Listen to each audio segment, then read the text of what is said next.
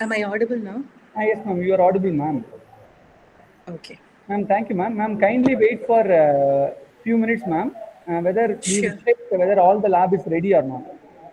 Sure, but how do I share my presentation material? Because I've Ma'am, not done this before. you are having the present now. There is an option is called the present now. Right.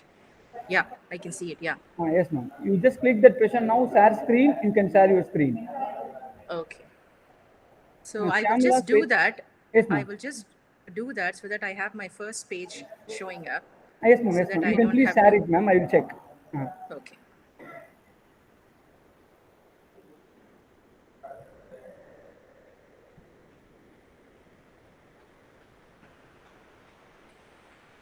Ma'am, yes, ma'am. Your screen is visible, ma'am.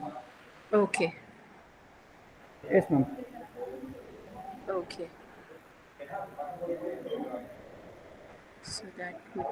So this is the mode I should be presenting on, right? Yes, ma'am. Yes, ma'am. Ma'am, Okay. you just Yeah. press slideshow. Slideshow. Yes, ma'am. Sure, sure. Good. Yes, Okay. ma'am. Yeah. Your slide is visible, ma'am. Wonderful. Shyamla, Sweta, Shyamla. Yes, sir. Am I audible? Yes, so you're audible. You please check with Priya, madam, whether all the lab is ready. You share the link to Priya, madam. Okay, sir. I've shared, sir. Yes, yes. Yeah, sir. I'll let her know.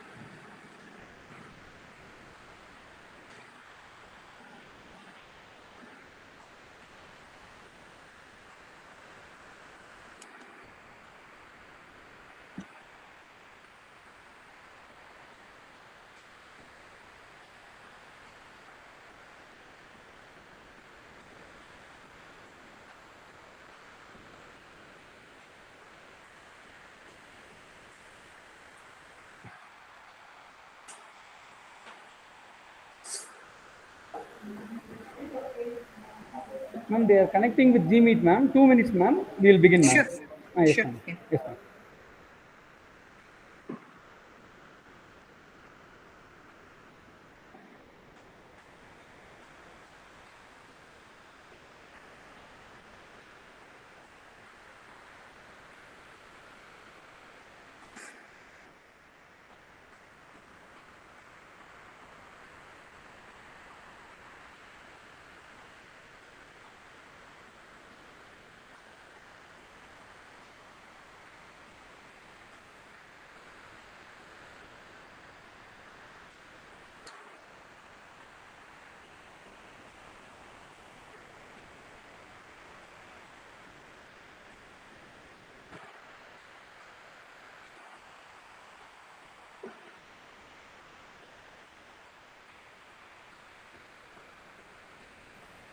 Ma'am, Joyce, ma'am. Hello.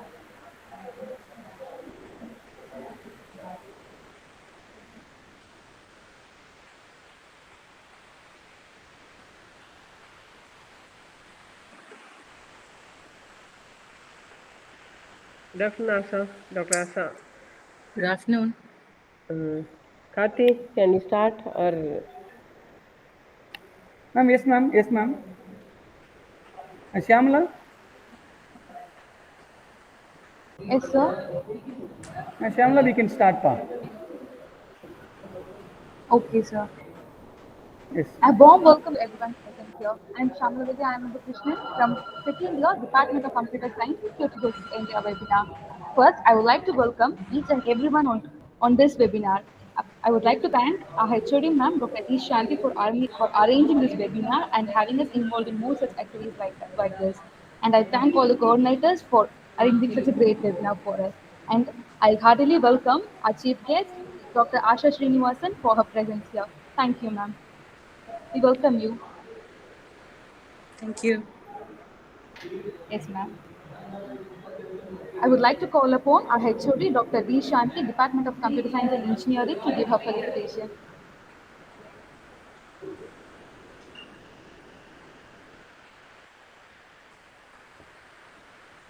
am I audible? Yes, ma'am. Yeah, I Yes, can ma'am. hear Yes, you. ma'am. You are audible, ma'am. Chief guest of the day, Dr. Asa Srinivasan, co-founder and former CTO, Boost Environmental System, former faculty member of British Columbia University, and Dr. Karthikeyan and his team, and my dear first year students. Good afternoon to one and all present here. It is both an honor and privilege to welcome you all for the webinar on the topic Engineering in a Post-Pandemic World. So we have right expert to share her experience and the impact in post-pandemic situation. So the coronavirus pandemic has seriously upended the education system. Along with the shift from classroom to computer screens, almost all aspects of learning are being tested. Format of instruction, attendance, education, role of technology and human interaction, etc., etc. So the prolonged closure of the colleges are also highlighted some underlying vulnerabilities in the education system. So the transition period, what we are facing now, we have to manage through the combination of digital as well as physical approaches to teaching and learning. This is what we are following from today morning. Morning we had a physical interaction, now online webinar, online interaction. So this blended pedagogy is going to be the way for the future. All the education institutions must embrace this as it follows flexible teaching and learning in the new world what we are entering. So it is certain this webinar will be the glorious experience. We have an opportunity to learn from the best expert who have come over here. And thanks for accepting invitation, Dr. Asha Srinivasan. And It's my pleasure. we wish you all a happy, interactive, enjoyable, serviceable day, which regenerate the young minds. Welcome you all once again for this webinar. Thank you, Karthi. Thank you, ma'am. Thank you. Thank you, ma'am, for your wonderful words. Thank you, ma'am. Thank you, ma'am. Next, I would like to call upon Sveta from second year Department of Computer Science and Engineering to introduce our chief guest.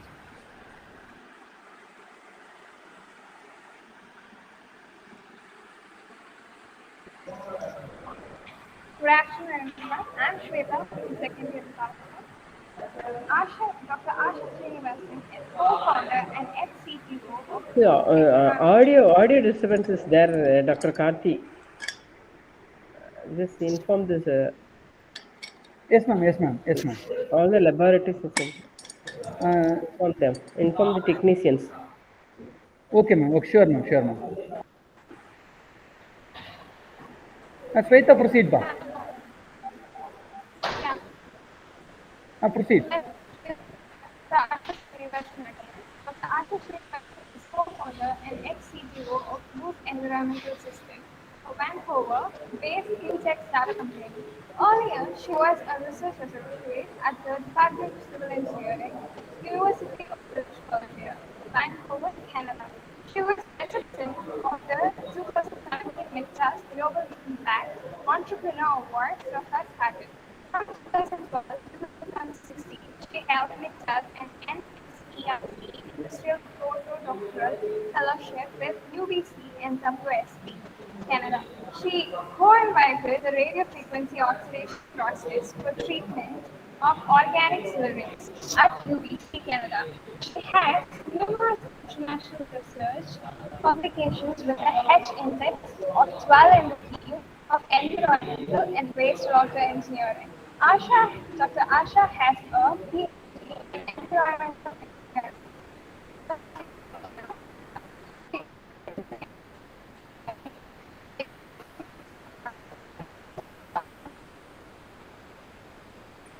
College of Engineering, Hindi, India. As a school student, she was an active guide in India from 1992 to 1998. She received the highest award in guiding, the Rashtrapati or Presidential Award, given by the President of India in 1998. For her achievements, I like to conclude by saying a leader is a person who inspires others to do more, learn more, and become more. And I think Dr. Asha is one such person. Over to Shamla.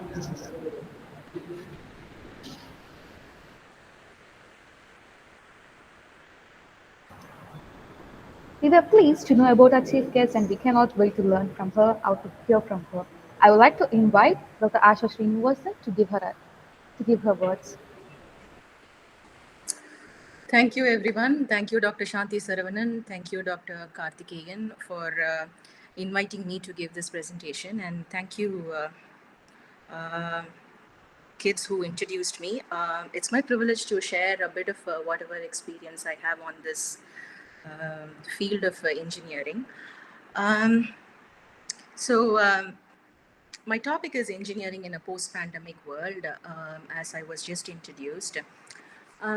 When your department contacted me and asked me to give a motivational speech, I was initially surprised because I'm neither a motivational speaker nor a computer science professional. So I was sort of wondering, what do I do? Because as they just spoke about my background, I have a undergraduate degree in chemical engineering and a PhD in environmental engineering. And then I went on to do research in Canada for almost 14 years, and part of which we, as a team, developed a process that we wanted to take it to the market. So we started a tech startup, meaning it's not sort of an entrepreneurial it's not like a company that sells retail or something, but it's a company that's trying to sell a technology. So I'm out and out a technical person. And when I was asked to talk to undergraduate computer science students, I was like, what do I talk about?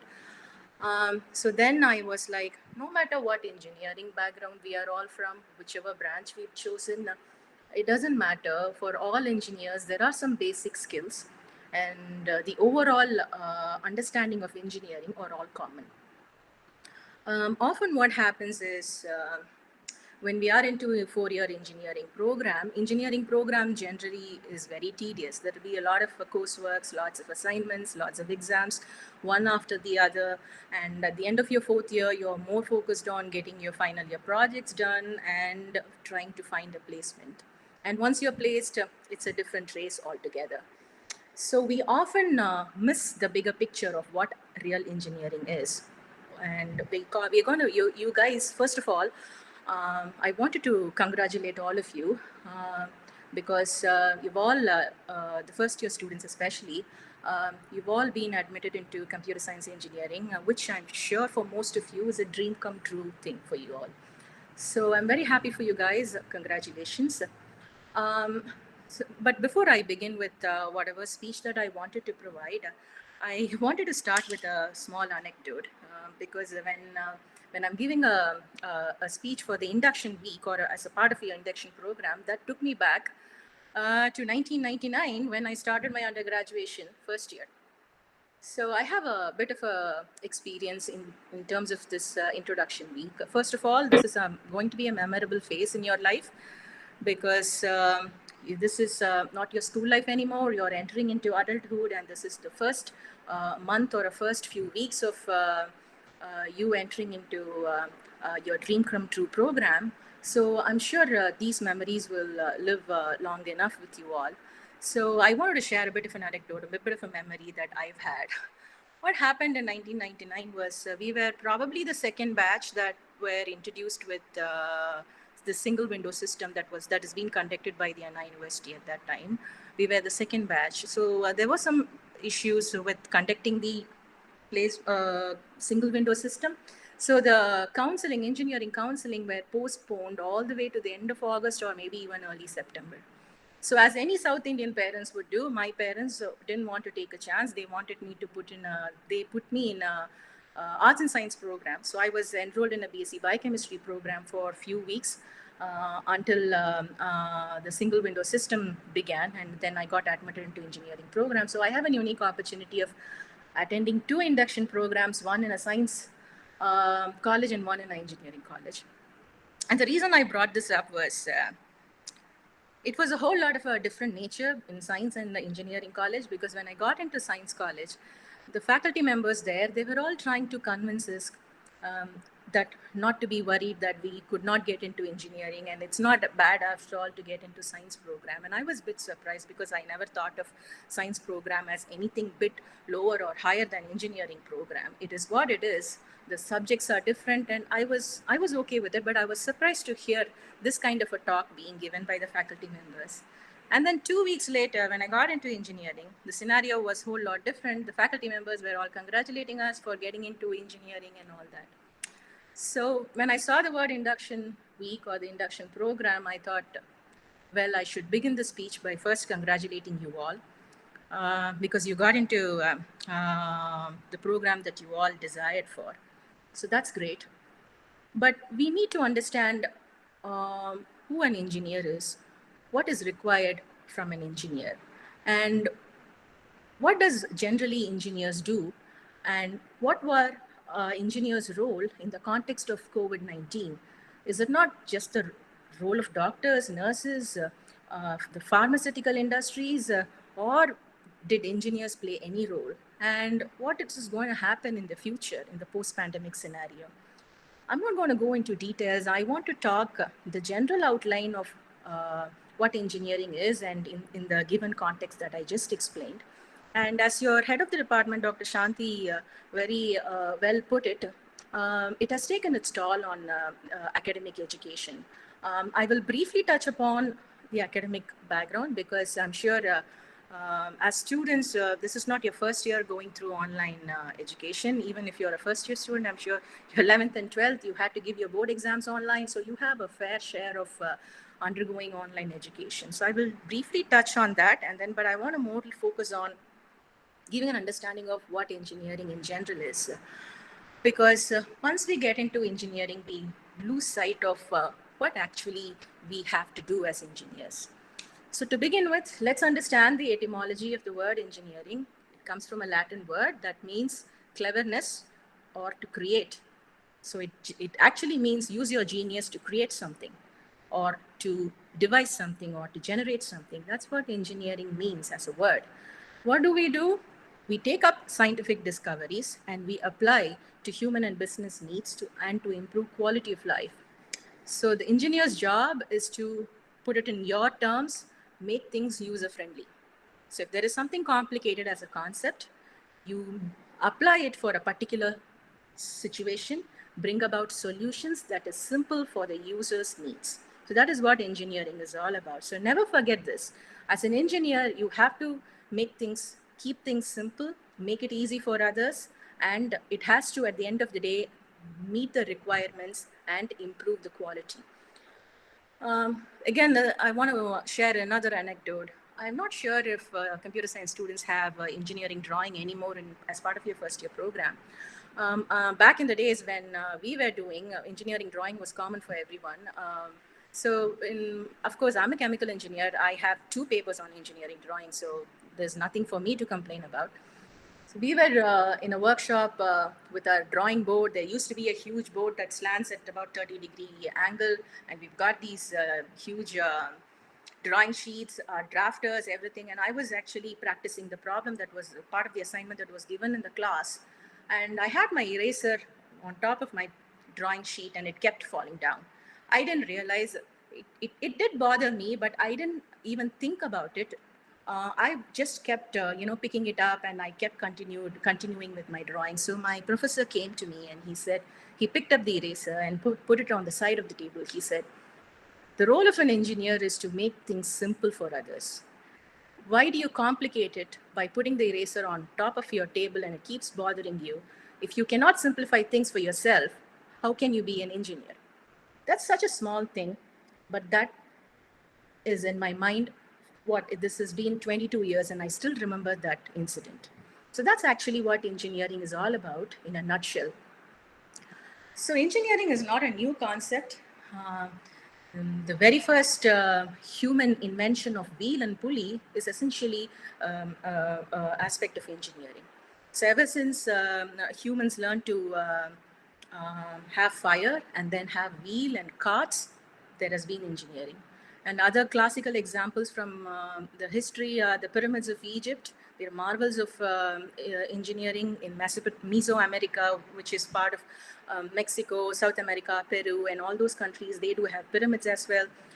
If you guys, especially once you are all into software engineering, you will have ample opportunities and money to travel around the world. So please do visit these engineering marvels and these Greek and Roman architecture, and of course, our own Brihadishwara temple, Tanjore. You can visit this temple any time of the year. It's just close by. If you haven't, please visit. And there is also a documentary in National Geographic which talks about how exactly they built this temple with the existing technology that was available at that time in 1010 AD. So these are now you are not going to be looking at the documentary as a common man, but you may want to look at it from an engineering perspective. You don't have to be a civil engineer, you don't have to be a mechanical engineer, but as with the basic understanding of engineering, you should be able to understand what was going on and how they developed these huge structures. And these documentaries are available on YouTube for free. So please feel free to watch these documentaries, enrich your knowledge. We should always have an understanding of the history of our field. So eventually you may want to understand how far you've come in software engineering and things like that, but that's not my cup of tea. But just want to briefly touch upon some of the major skills that you need to develop as engineers. I wanted to specifically include this slide because it's not that you need to have these basic skills when you graduate and when you're trying to find a job or when you've landed on a job. It's very important that you understand these elements and incorporate those elements as part of your education so that when you will be utmost ready when the time comes. So one of the major aspects of engineering is project management. As software engineers, you will often hear about the term. This is any practicing engineer, we hear about this term, which is project management. It's one of the key skills. It's the most important skill of all the others that are required. Because as an engineer, you will have to juggle different elements of the job from start to finish.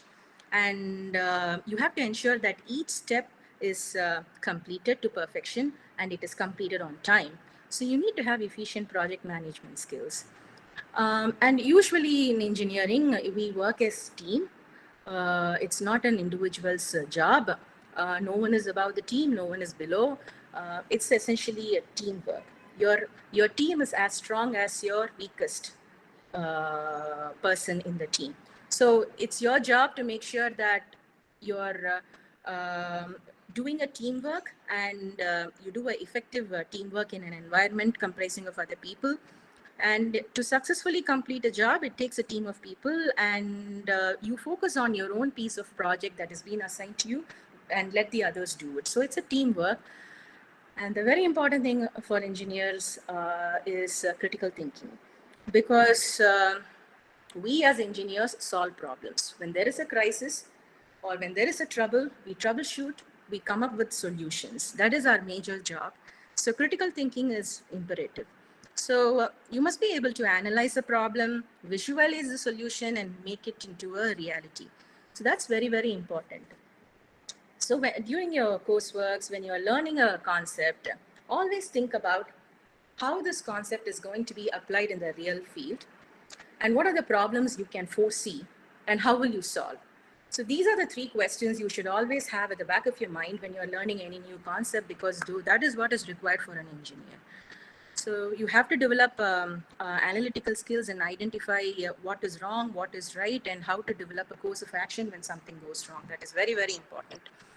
And the other thing is attention to detail. Never ever make an error. You have to pay to what do I say? You must pay attention. You have to be a detail-oriented person, because as the saying goes, the devil is in the details. Because if there is room for any error, then the whole project may fail, and it might be very costly. It might cost your career, it might cost the project. So you have to take it very seriously. It's not like only if doctors make a mistake, it's going to cost a life. Even as engineers, if we make a mistake, the consequences can be serious. So we have to be very, very careful. So pay attention to details. And the most important thing is communication skills. It could be written communication, verbal communication, or listening skills. They're all equally important.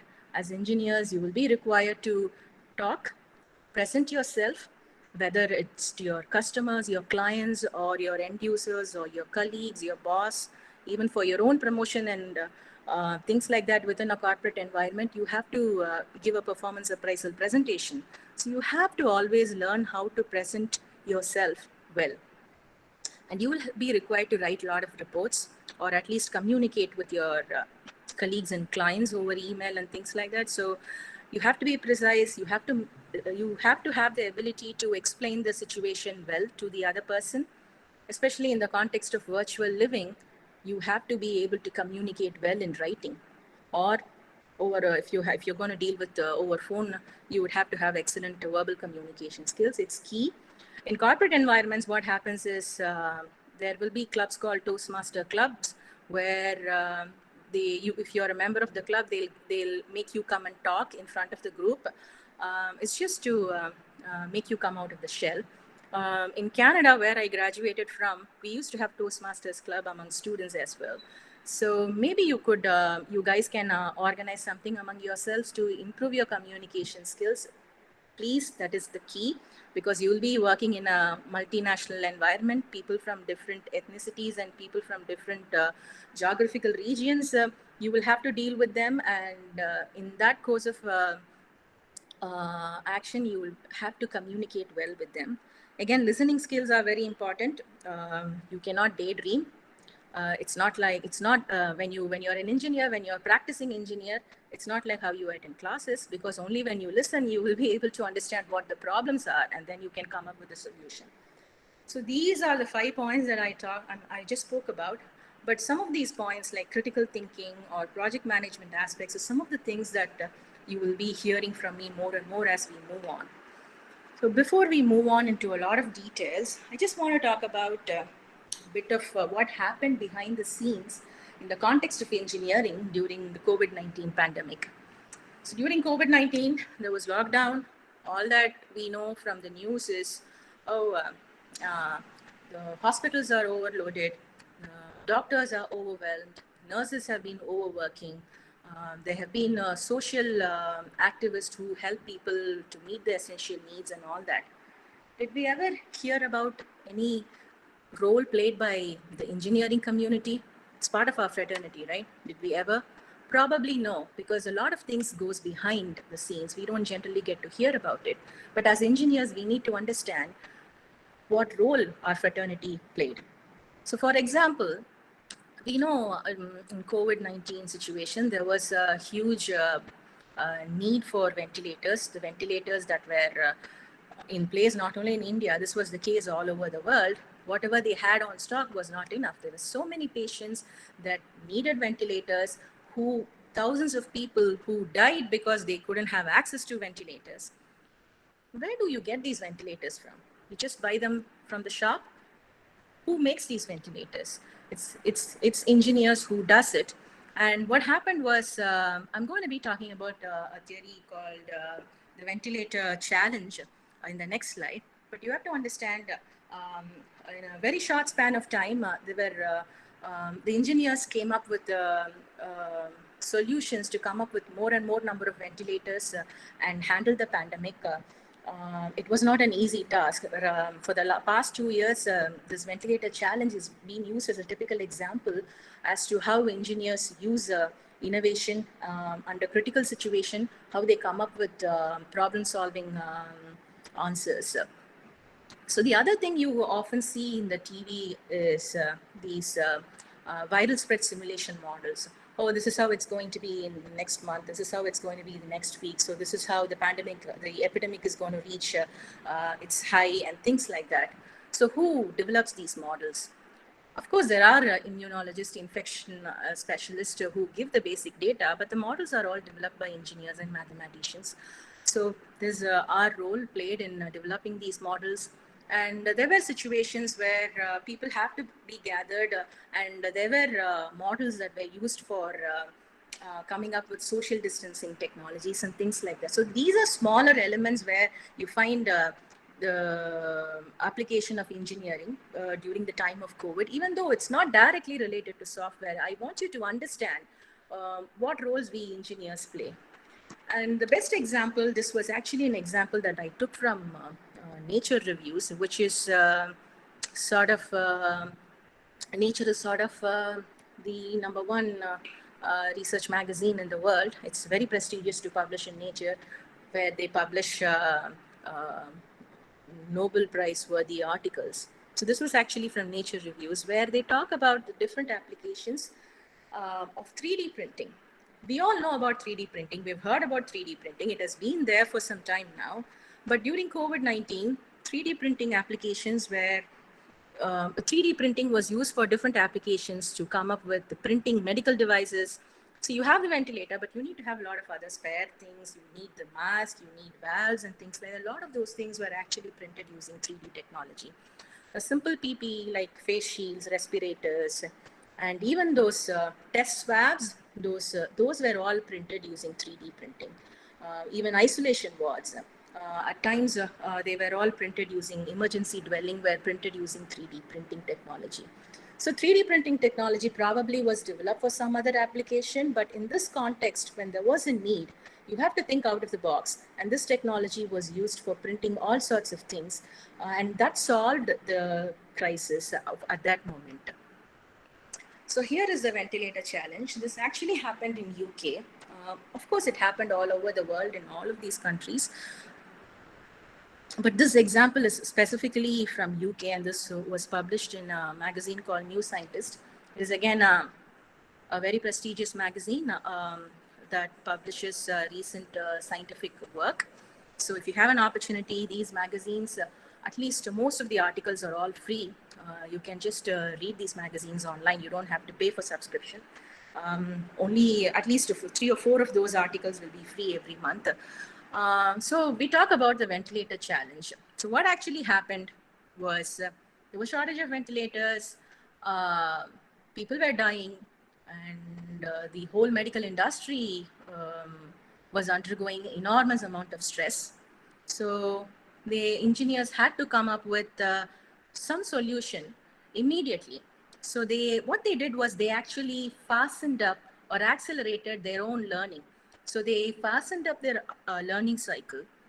And what they did was they came up with 3 types of ventilator designs. See, one thing is in engineering, even in software engineering, one thing is to have a concept or design on paper. The other thing is actually to make it into a reality. In hard engineering, like civil, mechanical, chemical, we call this process scaling up. So when you have, in my language, you have a reaction that's going on in test tube in your lab. So if let's say I put compound A and compound B, and that makes a product C, how do I make the product C in mass scale? So I just take a big container and add these two chemicals and it will give me product C directly? No, that's not going to happen. There'll be so many steps involved, and that is called scale-up engineering. So in the case of the ventilator challenge, what happened was they scaled up production of these 3 different types of ventilators as fast as they could. And what happens in the medical industry is when you come up with any new product, you cannot directly give it to the user.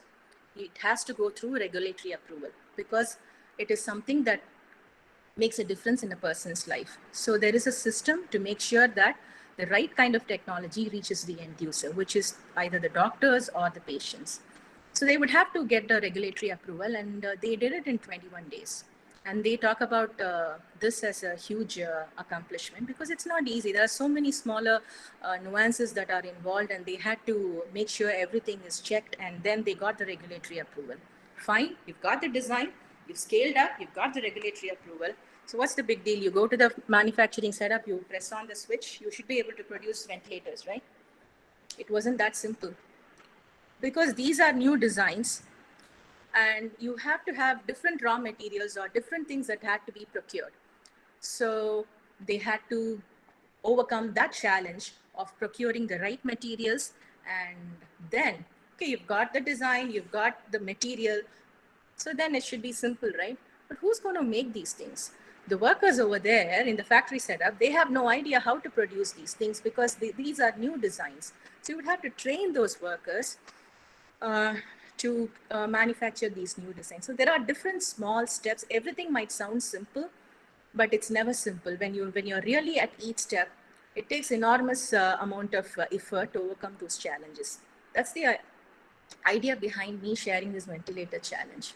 So when everything happened and they were able to produce a large number of ventilators and save huge number of lives, that's when the British Prime Minister said, actually, this ventilator challenge was achieved. This challenge was overcome by bringing together best of minds in manufacturing, design, and innovation. That was essentially it. It was not just the manufacturing, it was design and innovation. And that's part of engineering. It can be ventilator design, it can be whatever, I might be using the jargons wrong, but it could be a computer architecture thing. But when it comes to engineering, it's design, innovation, and then manufacturing in hard engineering, in your case, soft engineering, whatever the term that is. But these are critical components of engineering.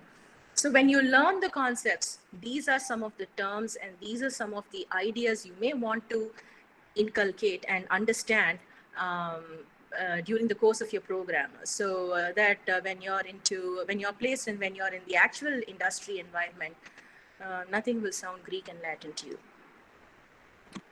So in the context of pandemic, this is what engineers were doing in a nutshell.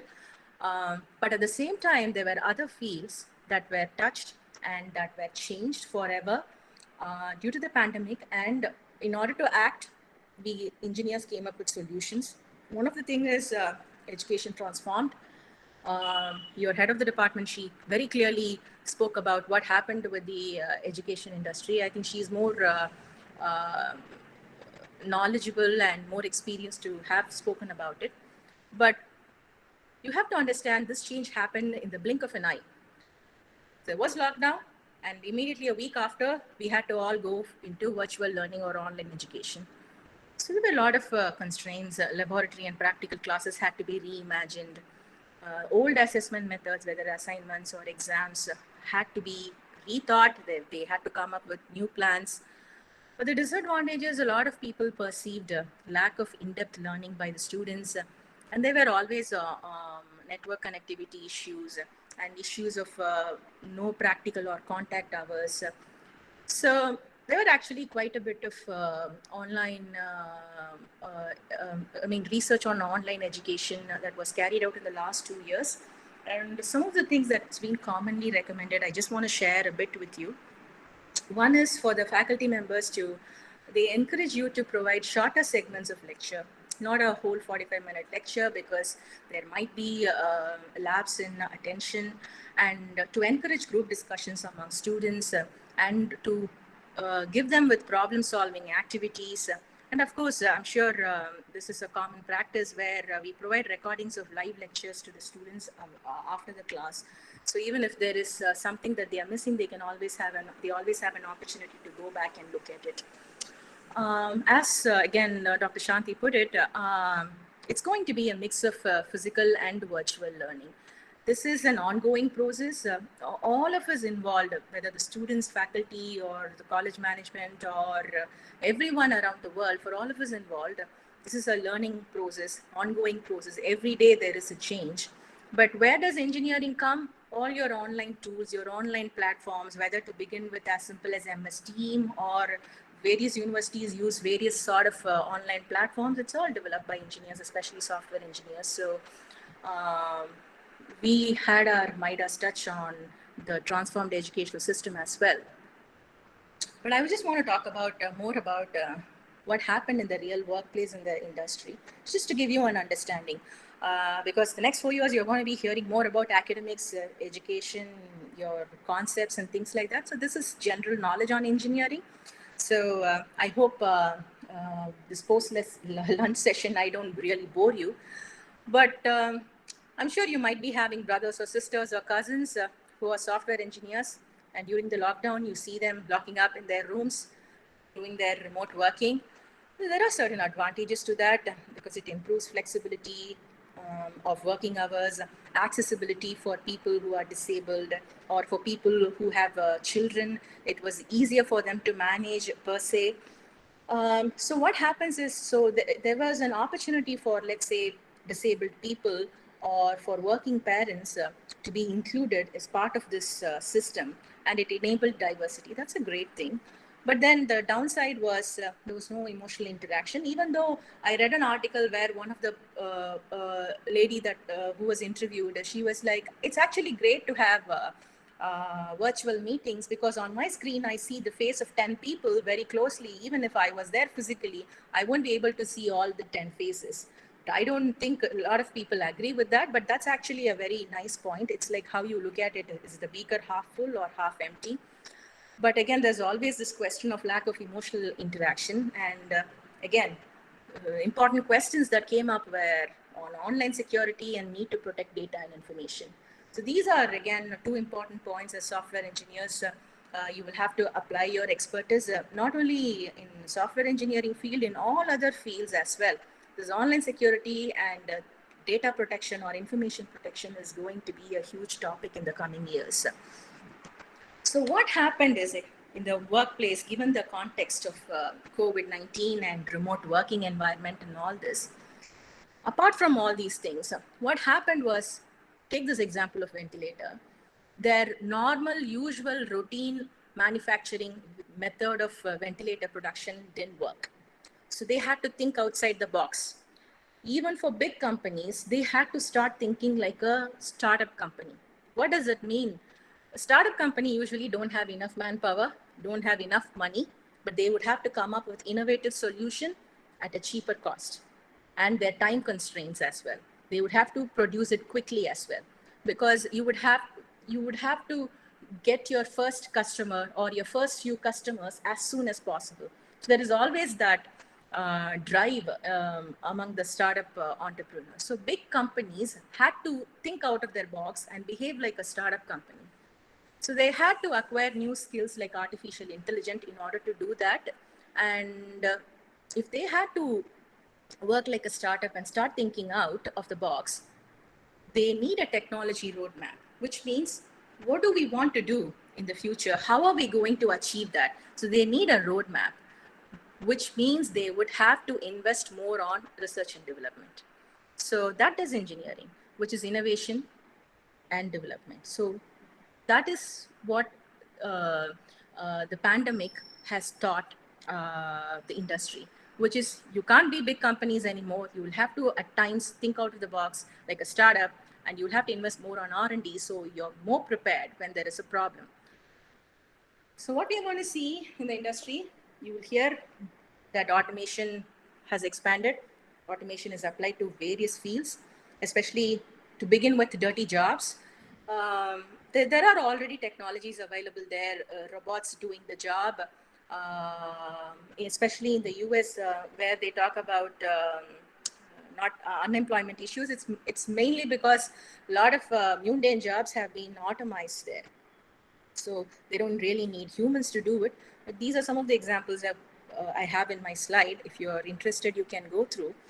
But in the context of COVID-19, automation application in the field of medical field is garnering more attention, where as simple as collecting a blood sample to that of telemedicine, a lot of automation that happened in the hospital industry. For example, even for my father-in-law, for the last 2 years, he didn't have to go to the hospital. He had to travel all the way to a different city. He didn't have to do it because the hospital had a telemedicine setup where we could book an appointment with the doctor beforehand, and the doctor comes on through his phone and he shows up on the screen of my father-in-law's phone, and there's video conferencing sort of a mechanism where they could actually explain everything and he could physically see what's going on and things like that. It's just a simple example. I'm sure most of you, even if you had a sore throat, the doctor didn't want you to come over, he probably consulted you over telephone. But there are big hospitals that has this telemedicine setup going on as well. So these are simple things, and you will see more and more of these things coming up. And the other thing is a hard engineering industry like manufacturing will have to go digital. But what is really, as an engineer, when you really think about it, what is the problem? What's the big deal? It has to go digital. What's the big deal? What are the issues there? Well, in order to digitize the physical data that's there, the physical information, you have to gather the right information from the industry floor, from the workshop. You have to gather the right information and then translate it virtually. But the problem here is getting the right data, and the quality of data is not great. Because what happens is, when there is human mind involved, there is always that amount of experience and the judgment that he uses when he operates a thing. That kind of data cannot be translated. So these are some of the things that they are working with. And I'm sure once this is all corrected, it will lead to more stability and flexibility. And I don't want to go too much into detail on the manufacturing sector because I've given the example of understanding supply chain, but I'm going to leave it at that. If you have any questions, we can discuss about it later. Again, in biomedical industry, it's very interesting to know that in the context of COVID, there are more and more requirements for what is called as clinical engineers. This was actually a new term to me as well. When I did a bit of research for this presentation, there's actually people called clinical engineers who operate medical equipment in a hospital setting. Because there is huge influx of medical technology. As an entrepreneur, I know that the biggest return of investment is when you invest in a health technology. So there's a huge amount of technologies coming up in a hospital setting. At the same time, more and more patients are also coming up. So there is a critical need for a well-trained engineer to be there to ensure correct use of these tools and equipment. So that's something that's coming up. So having talked about all this in the context of COVID-19 and post-COVID-19, what we are going to see, I want to really touch upon this topic, energy and environment, because this is a topic close to me because I have a degree in environmental engineering and that's what I practice, and energy engineering is what my husband does. So he has a PhD in energy. What we really saw due to lockdown, there was literally no flight travel, no road travel. So carbon dioxide emissions really dropped. It was lower than what you could see at the time of Second World War. That was unimaginable because we knew the carbon dioxide emissions were man-made. We didn't know how to control it. But when we really came to a standstill, carbon dioxide emissions dropped. And so this gave an opportunity for not only engineers, but also, of course, people involved with policy and governance to think more about renewable sources of energy and greener technology.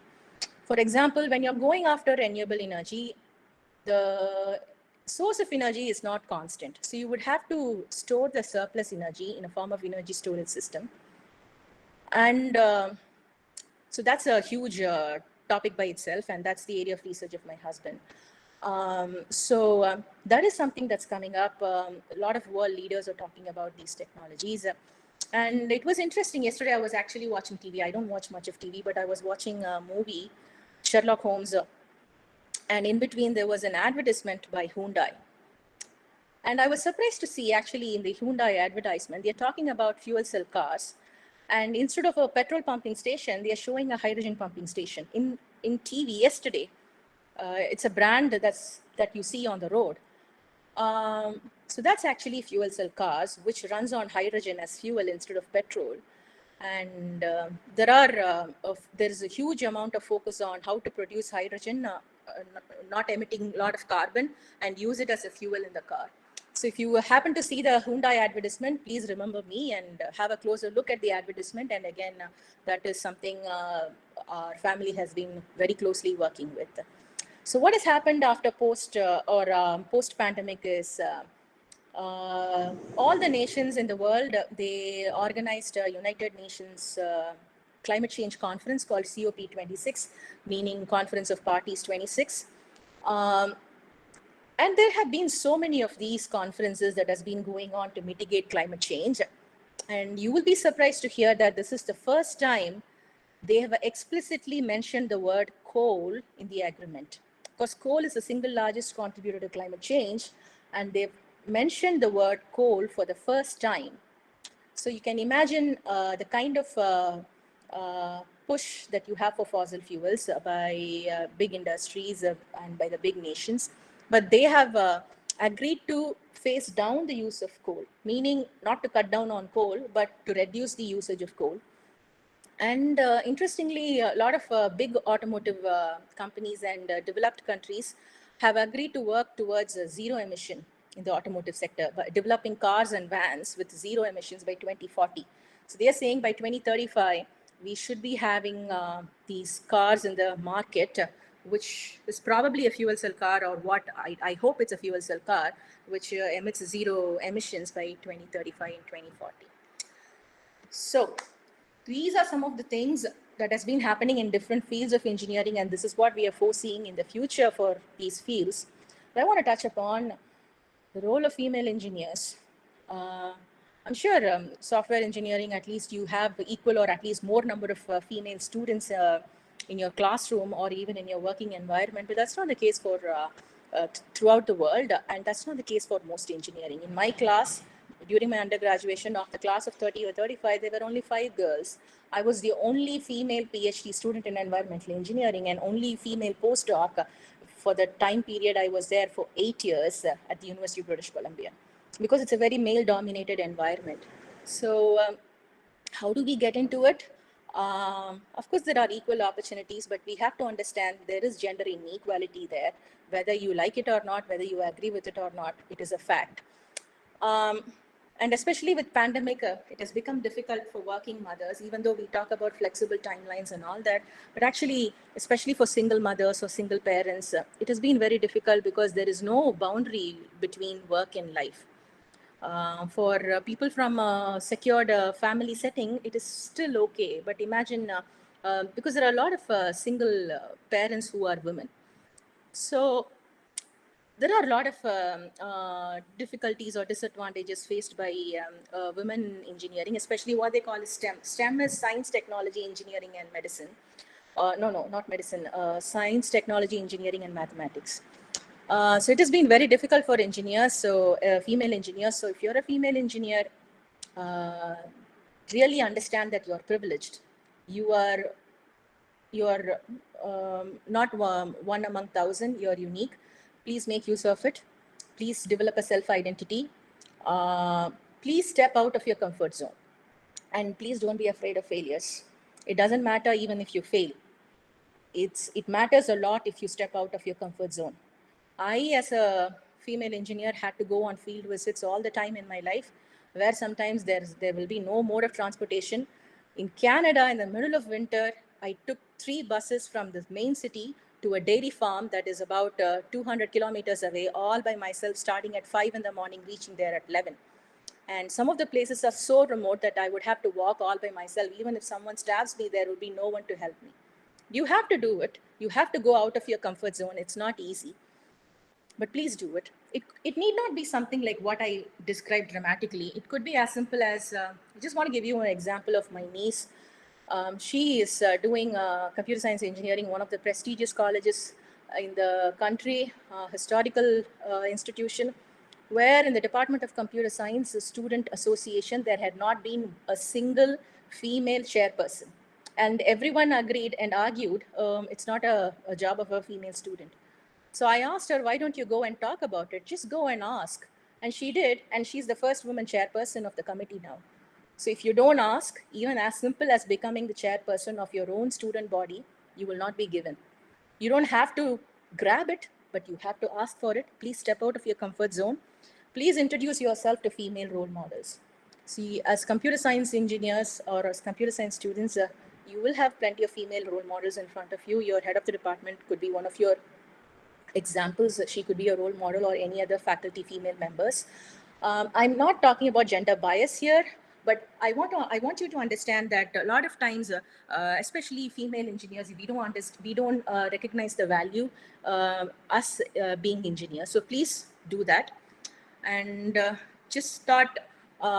How as a female engineer, starting from all the way to the lab, I went to Canada, got my engineering PhD, and then started to developed a startup, and was able to achieve huge success, where I was even interviewed live on a TV, and I was stated as one of 13 Canadians as an environmentalist to look for by CBC Canada, which is Canadian Broadcasting Corporation, equivalent to BBC in the UK. So this was all prestigious moments for me, but it wasn't easy. It wasn't easy, especially if you're a female. So please, it is all doable. It's a common expression for both boys and girls. It is doable. No one can stop you if you have the will. So please go ahead and understand that when a crisis comes, even though we are all behind the scenes as engineers, engineering response is key to any crisis. So we have set the table for how the future is going to work. Especially, we have seen that there's a lot of collaboration among different fields of engineering. And given the context of population increase and environmental damage and climate change, we as engineers are leading the fight. Always remember that. Anybody can say, oh, you're just an engineer. Everybody can become an engineer. No. Just because in the state of Tamil Nadu, there are so many engineering colleges and so many of you are privileged to become engineers, that doesn't mean it's a piece of cake. So value yourself and be proud to be an engineer. Just want to give you a last take-home message. As how I said, as engineer, you have to think out of the box, solve critical. When there's a crisis, come up with solutions and do critical thinking and make things simple and easy for the user. You have to make things simple and easy for you as well. So you might be undergoing a program on environmental science, I think in the first year or second year of your program. So do a bit of sustainable lifestyle. Do whatever you can. That's a picture of my terrace garden. I'm growing tomatoes, eggplants, whatever I can, a lot of flowers, whatever I can. Do a bit for yourself. I'm not going to go into detail. See, there was a movie where the hero is actually a security officer for the prime minister, but he does organic farming. So we're talking about the post-pandemic world where there is flexibility of working hours. You can work from home, be in your native place. Why can't you just also practice sustainable lifestyle? You have a lot of time. You're going to be having a lot of time. And when there is a will, there is a way. I wish you all success. I think I've taken up most of the time. If you have any questions, please come forward, or please share my email with the students. If there is anything, they can always contact me. Thank you.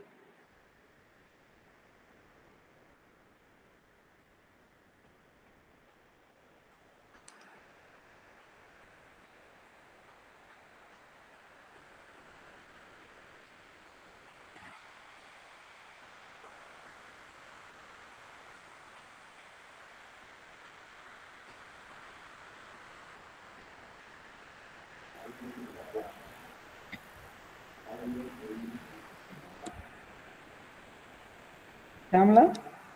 Yes, sir. So I request anyone from the meet to share your, if you have any queries, you can share now. Now, students who are available in the laboratory, in which system the Google Meet is getting connected, you can use that machine, and with the help of mic, you can raise your clarifications. If you are having any doubts, you can ask your doubts. Some of the students you are connected in your classroom through your mobile itself, so you can ask your doubts. What are the clarifications, any discussions? Because madam has shared a really wonderful content. Okay, so if anything you want to discuss, you can please make utilize of this opportunity. Wonderful resource person, you can make utilize. Any doubts you are having, you can ask. The faculty members who are available in the lab, you please support the students because they are first years. They never maybe used GMeet. Okay, so you please help them. Faculty members who are available in laboratory, you please help them to the students to ask the questions.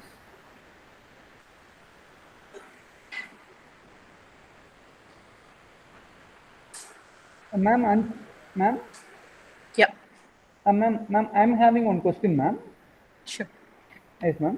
So you told about the various skills, okay? How the engineer should be, what are the skills the engineer should possess, like that. So my clarification is, maybe in a majority of the industry, they are looking for problem-solving skills and communication skills. Yes. So in your perspective, so which one may be like the predominant skills to be acquired by the solving or communication? See, when we call ourselves engineers, we are problem solvers, goes without saying. But if you are not able to communicate, if you are not able to present yourself, there is no point.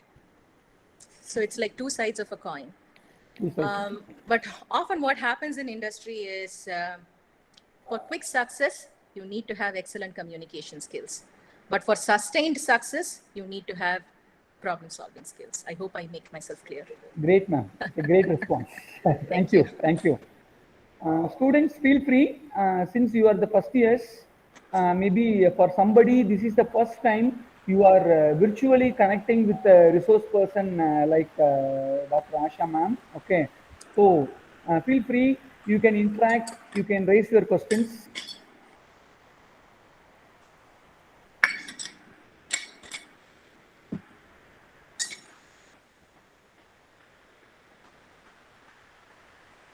Someone raised Even their hand. uh, e- even you can type it in the chat box also. We can able to read the question.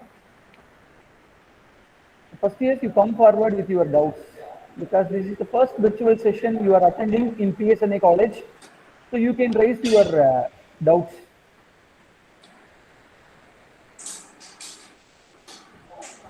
Kamala, Yeah, sir. you can encourage the juniors who are available in the class.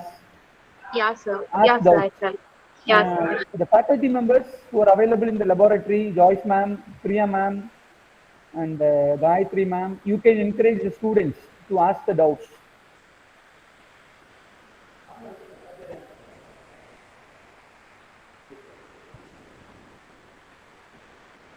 Actually, this is the first virtual session they are attending, ma'am, so that they are having some No, I nervousness. understand. Yes, I ma'am. Yes, understand. ma'am. Yes, yes. So students, even you can type the queries in the chat box also. Whatever the doubts you are having, or any tips you want, or any guidance you want, you can just put your message in the chat box. Sir, if you don't mind, on behalf of one of the students, because they are Yes, hesitating Kamala, you to can like ask. interact. Yeah, sir. They said that they are eagerly waiting on. They are preparing themselves to participate in competitions or whatever opportunities they get. But their question is, where should I start? Like, whether from programming language or communication, where should I start? Which is the key point towards the success or towards the project management? This is the question he's asked. Akhilesh from first year. I can answer this question from a generic perspective. Um, if you if you want to first, it has to be in a technical field. So I cannot mention because I'm not a software engineer, but the easiest thing for you to start is to apply for a conference, go with a small research paper, a short brief communications notes, what we call as short communications or a technical brief. It should be a technical one. And the thing is, a couple of things. It's a huge topic, but anyways, technical writing is different from colloquial language. The way you speak or generally how you write is different from technical writing. As engineers, we need to develop on technical writing because that is what is key. So when you apply for conferences and make a presentation or even write a short, what we call as a technical brief, you will, in the process, develop your communication skills. But it has to be technical because that has a win-win advantage, because you have something to add to your resume as well, and it also helps you improving your communication skills. Thank you so much, ma'am. Welcome.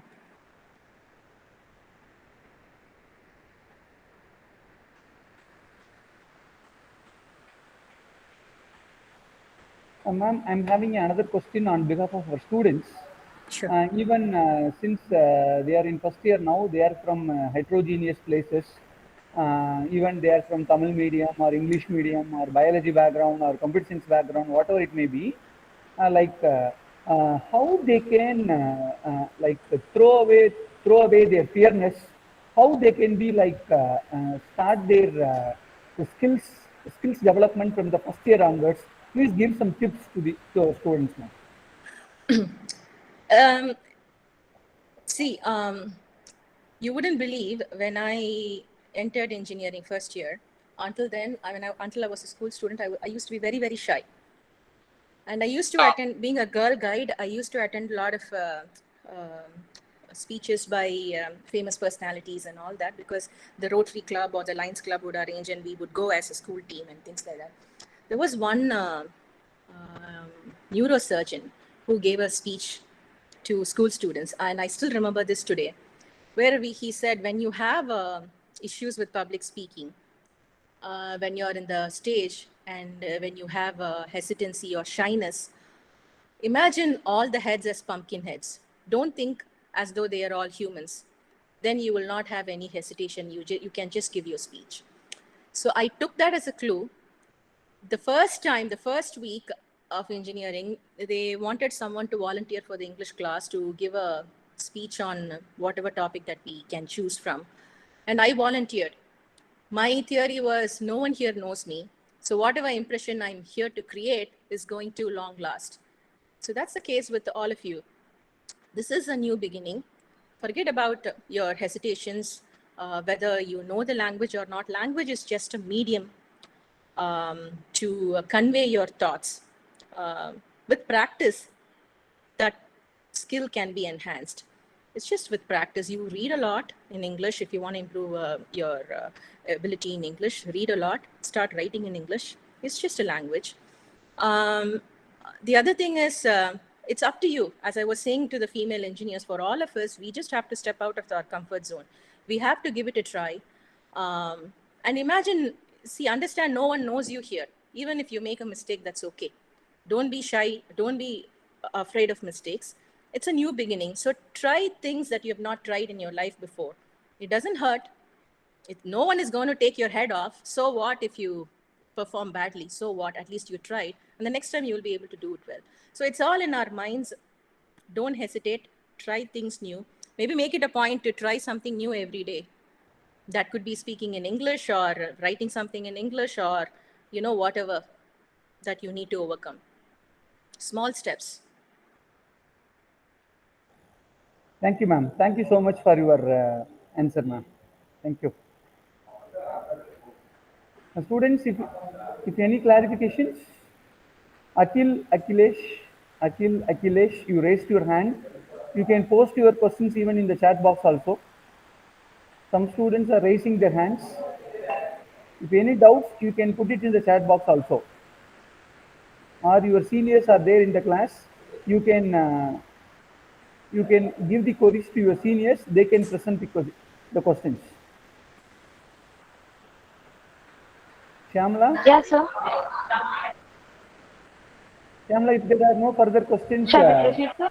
we can. Yes, yes, you can proceed. Okay, sir. Thank you so much, ma'am, for your passion and time in answering all our queries. We feel really honored to have such a great session with you. And the engagement you made with us, I think it will last forever and it will be a great motivation for the youth minds among us. Thank you so much, ma'am. It was really, I'm thanking my from my heart, from the bottom of the heart. Thank you so much. And I thank the man. Thank you. It's yeah, please. Sorry. Sorry, ma'am. Thank you. It's actually my pleasure to speak with a lot of students, especially youngsters like you. It's actually motivating for me as well to talk to youngsters, even though I'm not able to interact with you physically. It's a pleasure, and again, I wish you all great success. I'm hoping to see you all as budding engineers in the coming years. Thank you very much. Thank you so much, ma'am. Thank you so much, ma'am. And I thank the management and our event coordinators for arranging such a wonderful session for us. Thank you, sir, and thank you, ma'am. And I thank everyone here for their kind cooperation and time. Thank you, everyone. Hope this event will give you a good Okay, feedback. okay. Thank you, Shyamla. Students, now the session is over.